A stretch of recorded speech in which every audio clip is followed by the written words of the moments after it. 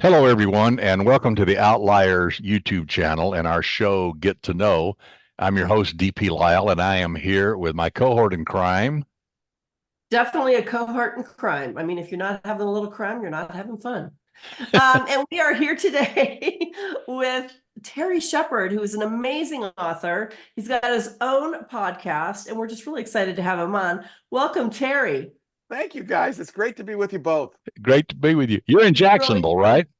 Yes, I think so. I just came back. I was in California all last week and got back this morning about 1:30. And I don't know Whoa. what day it is or Wow. where I am. So I And think you didn't get washed away.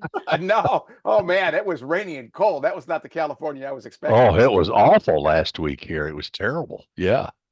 We got quite a bit of snow here in Denver. So but it's all melted now. Although I don't like to say that publicly because we are one of the best kept secrets because we're high desert. So we get like 6 to 12 inches of snow one day and the next day it goes up to 65 and it just all melts. So Yeah, right. yeah, we're really lucky. Anyway. So Terry, what have you got going on these days? So let's talk about what you've got in progress. Oh my gosh. This whole thing started out as just a following my psychiatrist's advice. She said, "Why don't you write fiction? Why don't you write fiction?" That was 4 years ago. I decided I'd take a year and give it a try. And Yeah. now I'm 10 books in, 3 Jessica Ramirez novels, a bunch of short Wow. stories, other stuff. And then, I've had so much fun with the podcast sphere. I had a great 3-year run with Pam Stack over at Authors on the Air. Yep. Now it's Yeah. terryshepardinconversation.com, and I think I got 18 shows in that one. I started out, as you guys could probably imagine, I needed a reason to talk to smart people like you about the craft. And I figured if I could promote your stuff, then maybe 5 minutes after I could say, "Hey, Doug, secondary characters, how should I be writing these guys?" Yeah. And it's been great. I've made all these wonderful friendships. Oh my Let's gosh. back up. How did you get started in the writing world? I mean, Yeah. how Yeah, old well, were you when you decided, hey, I want to write something? Well, I was very lucky to have an AP English teacher, Dr. Roy Davis, at Ann Arbor Pioneer High School back in 1973, who taught us about writing with music. So we read Ray Bradbury's Rocket Man while listening to Elton John and, Knights in White Satin and all this kind of stuff. And he was the first one to tell me that he thought I could write. And of course, I didn't believe him. I went into the corporate world for many years. But toward the end, I started writing nonfiction stuff. I sent motivational emails out to my team every Sunday night. And my admin said, why don't you start a website and put that stuff there? And before I knew it, I had enough for 3 different books. So I have 3 nonfiction books out there that are kind of the old school motivational stuff. Gave me how cool. a mindfulness exercise every week to dig into some important topic and remind me kind of why life is worth living and why it's fun. And I've been doing that since 2005. That's how long I've been doing How that. cool. But fiction, it just started 5 years ago. Yeah. Wow. That's So right. Doug knows this is always one of my big questions because I have a theory about this. And that is, what was your childhood like? And do you feel that anything in your childhood led you to become a writer? Did you have imaginary friends or anything? The thing that I did have was insomnia. So the way that I Even got as to a go, child? yeah. I mean, the way I would go to Wow. sleep at night was I would imagine myself in a movie, and James Bond was the thing back then. So, Yeah. Dr. No and From Sure. Russia with Love and all that. So I would just start that scene in my head where he's, shooting the gun at the screen and put myself in there and tried to imagine rewriting some of those for me. And that always put me to sleep. So I think I had that cinematic mind. I write cinematically, Right. and Sure. that's how it started. But as far as storytelling, we would go to Lake Michigan every summer with 2 other families, and we had these campfires, and we would get an assignment from our moms that it was our turn that night, and we had to tell a story, and Oh, how cool. I had to make it up on the fly. So maybe Yeah. that's where I learned how to be an extrovert, because I don't like extroversion at all. And public speaking with that. Yeah, I mean that's Obviously in front of everybody. yeah, I Yeah. do. I knew pretty early on that I was never going to get a girlfriend, a job, or be able to sort of support a family without having an outgoing personality. And that's where radio came in. When I was 14, I decided I wanted to be a disc jockey. That's how I paid my way through college. And that became kind of an avocation for the rest of my career. I still do, movie trailers and narrations now. Thank you, Doug. And Oh, wow. a bunch of that kind of stuff. So it's about, that's where most of the money comes from. I have yet to make significant income from any of my writings. But the back end stuff, Kathleen and I started a publishing company. We have Ramirez and Clark, which is unique in that we don't pay royalties, but we help people find their way through the Amazon morass or Lulu or Ingram Spark, and we'll put their manuscripts together. We'll connect them with editors and cover designers and stuff, and they pay us for those services. And that was one of my goals, was to really make writing and publishing more accessible to more people. So all this stuff kind of happened. I just started out trying to write badass women tops, and all the other stuff just kind of I love it. Well, it's funny, Doug and I have started a company called Outliers. I don't know if you know about that. Yes. It's a similar motivation where we want to help people learn how to write commercially viable fiction and nonfiction at an affordable price. And we want to be a complement to, in-person conferences, which can be very expensive, and it typically is one of those things where, it's hard to learn how to write commercially. And so I want to ask you, how did you learn how to write commercially? What experiences did you look for, and how did you study? Well, the first thing I want to say is that I am thrilled that you're doing the Outliers project. Ever since I saw the announcement about it, I've been telling everybody I know that's an emerging writer that is the one conference that they need to attend every year. They need to put that on their calendar, because you guys have set it up so perfectly. You have amazing people who have done this, and who I know from my personal relationships with them are incredibly kind and giving, and are great teachers. So congratulations on that. Well, thank you. My path, Kathy, was when I started, I didn't know a whole lot of authors, but I picked None four. of us do. Right. I picked James Patterson, Dan Brown, Megan Abbott, and Allison Leota. And I knew Allison because we went to school together. But the rest of these guys, I just wrote them a note, and I said, I'm not a fanboy. I'm turning 65. I'm starting this fiction career. What's one piece of advice you would give me? To a person, they went way beyond. James sent me the outline to his latest book, and he said, here's how I do it. I'm an outliner, but just because I said it to you, that's not exact. I'll do 3 or 4 chapters. Then I'll go look back and see if it's any good and fix stuff. That's what he taught me. Dan said, I'm going to be on Masterclass. You talk about outliers. Masterclass is much the same kind of idea. He said, if you'll critique my show, I'll read two chapters of Chasing Vega. And Megan said, well, what's the next conference you're going to be at where I am? Let's have a meal together, So oh, how fabulous. It was great. Yeah. That got me started, but I had a lot of places along the way where a lot of self-doubt, and that's where the community came in. I had these people kind of came out of the woodwork. And they would say, they knew what was going on at the right moments. And they'd say, how you doing? I'd say, well, I'm not so sure. And they'd say, keep going. Yeah. This is what we all feel. So I feel very, very lucky, Kathy, to have had this experience. Well, we all do, because that's the writing community. Everybody helps everybody else. It really is an amazing group of people. And I'm glad you hooked up with Megan Abbott. She's one of my favorite people, and she is a fabulous writer. And some of the stuff that she writes, then you see her, you say, what? No way. She looks so nice. But she writes down and dirty. I mean, I love her stuff. She's so great. Whenever I read her stuff, I want to up my game, but I also want to quit. Yes. Because I know that there's no way that I can ever be that good. She's just amazing. She's phenomenal. And you're right. She's very good. She's a Michigan girl. That's why I picked her. Right. I'm a Michigan boy. I'm a Northern Ohio girl. Oh, really? Where in Northern Ohio? I grew up in Avon Lake, and I went to Bowling Green. Excellent. Yep. My uncle is a graduate of Bowling Green. And but my mother's about family's an hour from from you. Yep. Yeah. Lima. Oh my gosh. Yeah. It's not the same. It's a different place now. I haven't been back there in so long. But jumping back to the writing, I digress. So like with Outliers, we're trying to build this online community that's interactive, and would love to have you critique some of that and take a look at it, because it's hard to learn to write commercially viable stuff, and it is conferences, but even professors, it's hard at the university level, because most professors aren't doing it. So I don't think they really know how to teach it. Right. No So kidding. yeah. So what advice would you give, and I'm sure you do this every day, give aspiring writers Oh, advice? well, thank you for that. I hope it is. I still feel like I'm growing. I consider myself an emerging writer. And I Yeah. depend a lot when I'm getting ready to write. I'll pick up one of Doug's books. I'll reread Megan. Bury Me Deep is my favorite Megan Abbott book. Mhm. And that will get me in the mood to try and get in Sure. the zone to do this.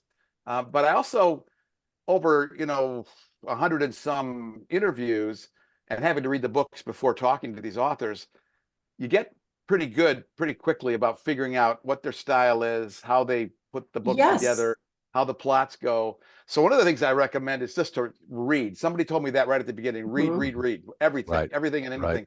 But the other thing that's really been super helpful to me is I've been in a couple of back when I first started, I entered everything. So whatever the contest was, I would enter it. And I made it to in one contest into the 5th round before getting bounced. It was a short story contest where they would give us a topic and we would have 24 hours to write, Oh, wow. 1,500 words. And my stuff I didn't think was that great, but what was really cool was that the people gave you feedback Mhm. after each round. And I got some, my story, some guy came out of the woodwork and said, well, have you thought about twisting the ending a little bit more with this? Mhm. And Mhm. that to me was solid gold. We don't have Sure. a whole lot of critique groups around here, and Mhm. they don't always work, right? I mean, they're sometimes they do, sometimes they don't. Sometimes It's they don't, right? Yeah, you have to find the right Depends on people. who the authors are that you're working with. Yeah. Yeah. But if you guys can have that ability where there are people that would give their time to read and feed back, and the process of feeding back is really important because we're all so scared that if somebody in the Sure. critique group says, "Wow, what the hell is that? That sucks," we're going to go throw that book, bury the book in the backyard, as Danielle Gerard likes to say. Right, right. You have to be gentle. Yeah, Yes. yeah, With and constructive. Yeah. I got to tell you that my Doug story is I was trying to figure out how to poison people, and he was kind That would enough to be a get on Doug Zoom. thing. Yeah. And he said, well, have you thought about this? And this is what they used to take out a whole bunch of Russian terrorists, but they also killed a couple hundred other people in the process. Right. And we walked through it. And then the other thing that Doug did, which was really cool, is when I was interviewing him about one of his books, we got off in this rabbit hole about our favorite secondary characters in films, the Oh, Elisha that's Cook cool. Juniors of the world. And that helped me a ton because a lot of times I think in our stories, like when I think about Pancake, right? He's become a primary character, but at the beginning he wasn't so much of a primary character in the Logley stories. And that's part of it's like when you're putting together this beautiful cake and you want to put all the stuff on the top to make it look great. Those Yeah. secondary Yeah. characters are really good. So any chance that an outlier has to get feedback from somebody else, no matter how good they are or how much of a resume they have, feedback is the breakfast of champions, and I can't get Right. enough of it. Yeah. Exactly. Yes, absolutely. That's great advice. Really appreciate that so Let's much. talk a little bit about your Jessica Ramirez and the Yes. trilogy and Oh, thank you. that. This is great. Yeah, I that's I book love the 3. cover. That's where do too. I killed her in that one. Yep. Yeah. Ergo the blood, right? Yeah. Well, Jessica is based on a real life friend of mine who's a 25-year Latina cop in Michigan and had a really rough go of things because she was one of the few women, the only Latina in the force at that time. And it was still a patriarchy, still a male dominated thing. And they tried Mhm. to drum her out. So she would tell me these stories. And I said, when I write these books, let me put a scene in there where you lost and turn it around to a place where you win. It'll be therapeutic for both of us. And so Mhm. when I travel and do my book appearances, I take her with me. And we pick towns where there are strong Latino populations and there's a Latino center. And we go there. I play my book trailer and I say, ladies and gentlemen, meet the real Jessica Ramirez, Tracy Ruiz. She talks for 45 minutes and I have a bunch of people outside with books and they buy them as they go Wow. out. So that's she's honest to goodness, based on all my people are based on people I know. Her sidekick is Alexandra Clark, who's a computer forensics genius, LGBTQ attitude. In Karma, in Vega, my first book, the the readers were telling me before I published it, the betas were saying, you got to make Jessica stronger because Allie's too strong of a character. Hmm. But I love Mhm. creating stories where people who don't think they could be heroes can be heroes. Right. That's, Sure. I love my medical examiners on the autism spectrum. I can't tell you how many emails I've had from people on the spectrum that said, gee, I didn't know I could be a physician. And Doug will tell you that 2/3 of them are on the spectrum, Probably so. Probably so. Yes. Yeah. Yeah, I mean, I know a that's, few. Absolutely. Yeah. but I mean, that's the joy for me when I hear from a young Latina girl who says, I think I want to grow up to be like Jess. Yeah. That's great. Oh, And Well, she's a wow. great character. So, I mean, that's, she's fun. Yeah, yeah, she's really fun. it insightful to see how you created her. Yeah, and Uh, I was scared in the beginning, Kathy, because I'm a white guy, and I'm writing, Right. And you're people. and that could have been dangerous, honestly, in today's culture. You had to be, I'm sure you had to be very careful with that. Yeah, well, I mean, the way that I approached it was, my sense about life is that the only way we could really learn about each other is to get as close to walking in somebody's shoes as we can. We cannot Mhm. live their lives.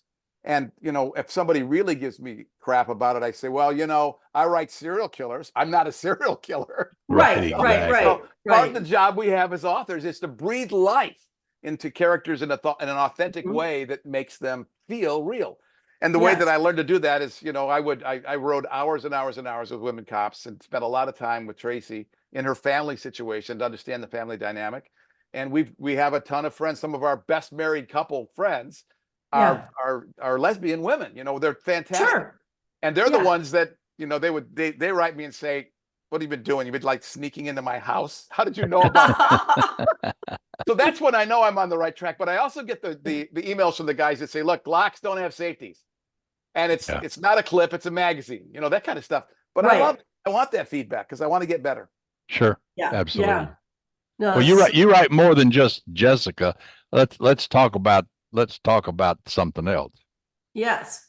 Oh yeah, this is the new one. Yeah, I mean, I finally Love that decided cover that too. isn't that beautiful? Yeah, Yeah. it's great. So the Yeah. innocent is I actually created a PI, a failed cop. Jessica's in the story. Yeah. And he's the last guy that you would go to for anything. He's just really, really, he lives in a automotive junkyard in an Airstream trailer, and he earns his rent money by feeding the Dobermans that guard the place at night. And he's just a loser. I mean, he makes all the mistakes and stuff. And Jessica comes to him and said, look, I want you to, there's the sister of a gang member that you killed is gone missing. And we think that the gang in a power struggle has kidnapped her. And we want you to find her. Oh. So he's got to face his uncomfortable past and find this girl who they think has been kidnapped. But the twist is that ain't necessarily so. She's got a little bit of an agenda too. So I'm in the middle of that right now. I'm hoping it's going to be ready by Oh. summertime. But that's a new road for me. It's very, Yeah. very interesting to write something different. Cool. That's well. Let's talk about your podcast. Yeah. Oh, What yeah, all thank are you you. doing on that now? And you've switched over. I was with Authors on the Air too with Pam forever and ever. Mhm. And now we're moving ours over to my criminal mischief thing over to Outliers YouTube channel. It's another program besides this one, because I can make it audio visual, and Yep. and I can show stuff, while I'm talking about stuff. The other was just a podcast, which has its advantages. But how did you make the transition? Why did you make the transition? And then where do you see yourself going with your podcast now? Yeah, I mean, I've actually been podcasting since 2004, Right. and I just we had that bar conversation we've all had.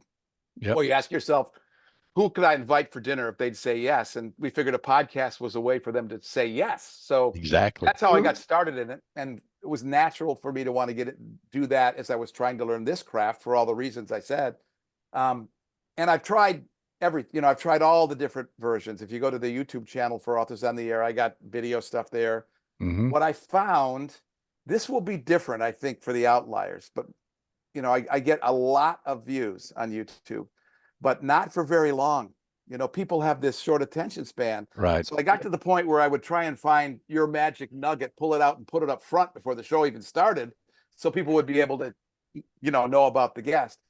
And I Mhm. moved almost solely into, I do almost 100% audio now because I'm finding that everybody will listen longer to the audio. But what's happening with YouTube, and I think this is why it's so smart, Doug, that you're doing this, is now they have RSS feeds, which are the things that could feed the podcatchers for the podcast, Right. software. Right. And that's a reason, it's a place where you can aggregate. So I'm looking at, starting to fill my YouTube channel again with stuff. But the thing that is a challenge, as you know, or you will find as you start to do that, is I can do a 20-minute audio podcast post-production, because I post-produce everything, in less than an hour. But if I'm going to do video to make it look good, and it's got to be Mhm. broadcast quality, it's a 6 to 8 hour project to get it Mhm. right. To put because I record on a platform where I get discrete feeds from everybody. I run them Mhm. through the color correction, I fix the audio, and then when we're talking to each other, I'll put a side by side like we do on Zoom. But when it's just them, I shoot them in such a way so that I can move the shot over and put their book over it and bring it in and Oh, out. I put their interesting. names on the bottom, stuff. I do a Yeah. broadcast quality show, and that takes time. Yeah. I still haven't found the way to do that fast. Maybe you can teach me how. As you do. I know little about that. I try to keep it simple. I'm a simple guy. Yeah, I think that'll work. That'll work. Yeah, that's good. Yeah, yeah. Well, I mean, YouTube now has got more viewers after the pandemic than I think it was TikTok and Instagram combined. Yeah, it's the number Something one like that. TV. It's the number one TV network in the world right now. Yeah, Yeah. yeah. You got to be there. Yeah. And they're So- advertising, sports now and stuff on TV. YouTube TV is the sponsor of Yes. big sporting events. They're- It's like, really? It's a It's my cable channel system. now. I mean, Yeah. I fired Xfinity or whatever. They were so expensive. So yeah, Yeah, love it. yeah. Love it, love it. I think that's great. Yeah. So what are you currently writing? Well, I'm trying to decide which book to finish. I have a Jest 4.0 called Transference, which is done, but I don't like it. I don't think I can fix it. I mean, everybody writes their autobiographical book at some point in time, and this is my autobiographical Jest book. And I've got one of those in a drawer. Yeah. Yeah. So I'm slowly. I'll do a little tweaking on that from time to time. The Innocent's getting most of my attention. I have agreed. This is like breaking news. I've agreed to write 2 Sherlock Holmes pastiches for Baker Street West, which is a recreation of Baker Street in Jackson, California. Oh, And that's what cool. their members are going to give me the plot. So they're going to tell me what it is that I should write, and I'll write the stories for them. And I'm donating, I'm basically giving them all the rights to these 2 stories. They'll be between 50 cool. and 60,000 words. So that's new. And then, geez, what else? Oh, I got some nonfiction stuff coming out. I have, hopefully next month, I'll be releasing How to Be a Dynamic Podcast Guest and Sell Stuff. Oh, that's a great and book that's idea. Yeah. And then there's another one. I've forgotten what it is. This is crazy. Oh my God. You got so much going on. Yeah, they're how-tos. They're how-to stuff I know it is. How to it's about self-publishing essentials. It's a really short one that I'll take with me when I go to conferences and just give them away to new authors. Because a lot of stuff, you guys remember what it was like starting out and what you didn't know and the mistakes you made. Yeah. And I just took all that stuff and put it in there. So a little bit of that, a little bit of this. I'm narrating another book for Pamela Fagan Hutchins in March, her next Patrick Flint novel. Yeah. And Cool. I got a couple more in the pipeline that are going on, and I'm going to be in the Sisters in Crime North Dallas anthology again this year. Cool. Wow. The You're debut. such a slacker. I mean, Yeah. you don't have anything going on. I have the unworthy How do you machine, do all Kathy. this? I don't feel like I'm making any difference in the world right now. So I'm just throwing everything I can at it. Do you have any conferences coming up where people can go meet you and see you and all that? I will be at Left Coast Crime. I'm looking forward to that. It'll be my first time up there. I'm doing VoucherCon for sure, and then they're going to be launching the North Dallas group's going to be launching their anthology. I think it's in June.